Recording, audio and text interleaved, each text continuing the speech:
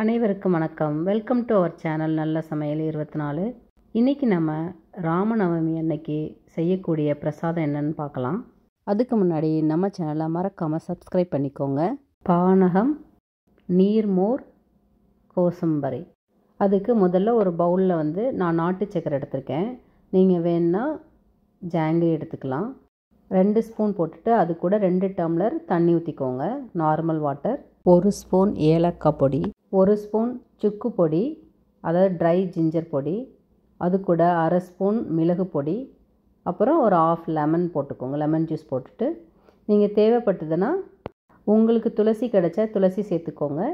நான் கொஞ்சமாக புதினா இலை சேர்த்துருக்கேன். அவ்வளோதான். இப்போது நமக்கு இப்போது பானகம் ரெடி ஆயிடுச்சு. அவ்வளோதாங்க. ரொம்ப சிம்பிள், ஆனால் ரொம்ப சூப்பரான டேஸ்டான பிரசாதங்க. அடுத்து நம்ம நீர்மோர் எப்படி பண்ணதுன்னு பார்க்கலாம். அதுக்கு கெட்டி தயிர் 1 கப் எடுத்துக்கோங்க. அதுக்கப்புறம் ஒரு ஜாரில் கொஞ்சமாக கொத்தமல்லி, கொஞ்சம் கருவேப்பிலை, 1 க்ரீன் சில்லி, கொஞ்சம் இஞ்சி, கொஞ்சம் ஒரு சின்ன துண்டு போட்டு எல்லாத்தையும் நல்லா லைட்டாக அடிச்சுக்கோங்க. இப்போது அந்த கட்டி தயிரை நான் பீட் பண்ணி எடுத்துருக்கேங்க. நீங்கள் மிக்சியில் போட்டுக்கலாம், இல்லை நம்ம கடையிற மாதிரியும் கடைஞ்சி எடுத்துக்கலாம். இப்போ நம்ம அடித்து வச்சுருந்த மசாலாவை இதில் சேர்த்துட்டு அது கூட கொஞ்சம் பெருங்காயத்தூள், கொஞ்சம் உப்பு சேர்த்து நல்லா மிக்ஸ் பண்ணிக்கோங்க. இந்த மாதிரி கன்சிஸ்டன்சிக்கு இருக்கணும். உங்களுக்கு எவ்வளோ தண்ணியாக வேணுமோ அவ்வளோ தண்ணி சேர்த்துக்கோங்க. இதுக்கு நம்ம தாளித்து எடுத்தோம்னா ரொம்ப டேஸ்ட்டாக இருக்கும், ரொம்ப வாசனையாகவும் இருக்கும். நம்ம எப்போதும் போல் தாளிச்சிக்கலாம். கடுகு, உளுந்தம் பருப்பு, கொஞ்சம் பச்சை மிளகாய் சேர்த்து தாளித்து எடுத்துக்கலாம். நம்ம இப்போ தாளித்ததை இப்போ நீர்மோரில் சேர்த்துக்கலாம். சேர்த்துட்டு நல்லா மிக்ஸ் பண்ணி விட்டு எடுத்துக்கலாம். இப்போ ரொம்ப டேஸ்டான நீர்மோர் பிரசாதம் ரெடி ஆயிடுச்சு. இப்போ நம்ம அடுத்து கோசம்பரை எப்படி பண்ணுறதுன்னு பார்க்கலாம்.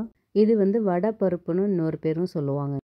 1/2 கப் மூங்கு தால் பாசிப்பருப்பை நான் 1 ஹவர் ஊற வச்சு தண்ணியை வடிச்சிட்டு எடுத்திருக்கேன். இது கூட பாதி கேரட் துருவி எடுத்துக்கலாம். அதுக்கப்புறமா குக்கும்பர் பாதியை கட் பண்ணி சின்னதாக சேர்த்துக்கலாம். நான் கொஞ்சமாக மேங்கோ கட் பண்ணி சேர்த்துருக்கேன். நீங்கள் வேணும்னா அதை சேர்த்துக்கலாம், இல்லைன்னா விட்டுறலாம். அது கூட கொஞ்சமாக கொத்தமல்லியில் 3 ஸ்பூன் துருவன தேங்காய் சேர்த்துக்கலாம். இது கூட ஒரு 1/2 லெமன் ஜூஸ் இதில் சேர்த்துக்கோங்க. நம்ம மேங்கோ சேர்த்ததுனால நீங்கள் கொஞ்சமாக சேர்த்துக்கலாம். இதுக்கு ஒரு தாளிப்பு கொடுத்துக்கலாம். கடுகு, உளுந்தம்பருப்பு, கொஞ்சம் பெருங்காயத்தூள், அதுக்கப்புறமா கொஞ்சம் பச்சை மிளகா, இது எல்லாத்தையும் சேர்த்து நல்லா மிக்ஸ் பண்ணிக்கலாம். இப்போ நமக்கு இப்போ ரொம்பவே ஹெல்த்தியான டேஸ்டான கோசம்பரி ரெடி ஆயிடுச்சு. இப்போ நமக்கு 3 பிரசாதமுமே ரெடி ஆயிடுச்சு. இன்றைக்கி ராமநவமி அன்னைக்கு நம்ம பிரசாதத்தை சாமிக்கு வச்சு நல்லபடியாக சாமி கும்பிட்டாச்சு. நீங்களும் வீட்டில் ட்ரை பண்ணி பாருங்கள். ட்ரை பண்ணி பார்த்துட்டு உங்களோட எக்ஸ்பீரியன்ஸை கமெண்ட்டில் சொல்லுங்கள். தேங்க்யூ ஃபார் வாட்சிங்.